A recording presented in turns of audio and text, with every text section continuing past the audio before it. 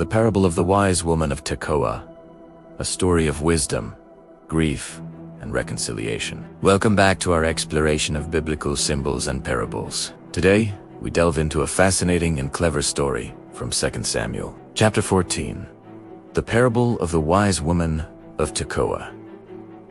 It's a powerful narrative about a father's hidden grief, a commander's cunning plan, and a woman whose wisdom changed the course of a kingdom. The story begins with King David, still mourning his son Absalom, who had fled after killing his half-brother Amnon. Though David longed to see Absalom, his duty as king and judge prevented him from recalling his exiled son. David's loyal commander, Joab, perceived the king's inner turmoil. He knew the king's heart ached for his son, so Joab devised a plan. He sent for a wise woman from the town of Tekoa. Joab instructed her, "Go to the king and pretend you are a widow who has been mourning for a long time. I will tell you what to say."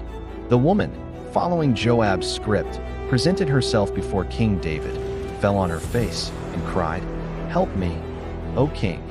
David asked, "What is troubling you?" She began her fabricated story. "I am a widow. My husband is dead, and I had 2 sons. They quarreled in the field, and with no one to separate them, one struck the other and killed him. Now, the whole clan has risen against me. They demand I hand over the son who is left, so they may execute him for the life of his brother. They want to destroy my only heir and leave my husband without a name or descendant on the face of the earth." King David, moved by her plight, declared, "Go home. I will issue an order in your behalf." He promised to protect her son from the avengers of blood. Having secured the king's judgment on her fictional case, the wise woman skillfully turned the parable towards the king himself.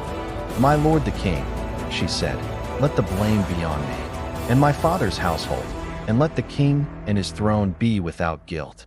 But in making this judgment, have you not implicated yourself? For you have not brought back your own banished son." She continued, "We must all die. We are like water spilled on the ground, which cannot be gathered up again. But God does not take away life. Instead, he devises ways so that a banished person may not remain estranged from him. Why shouldn't the king do the same for his own son?"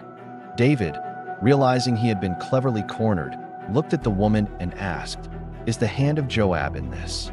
The woman confessed, "Yes, my lord the king.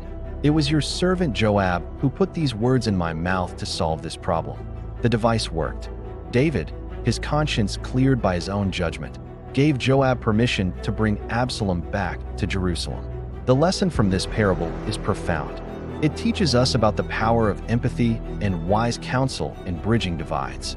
The woman of Tekoa used a story to help David see his own situation from a different perspective, allowing his love as a father to overcome his strictness as a king.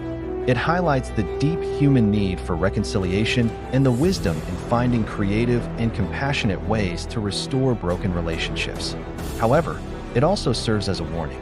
David's reconciliation was incomplete. He allowed Absalom to return, but refused to see him for 2 full years, a half measure that sowed seeds of bitterness and future rebellion. What are your thoughts on this parable? Do you see the wisdom in Joab's plan, or was it a risky manipulation? What other biblical stories or parables would you like us to explore in future videos? Let us know in the comments below. If you found this story engaging and insightful, please give this video a big thumbs up, and don't forget to subscribe to our channel for more deep dives into the Bible's timeless wisdom. Thank you for watching. God bless you.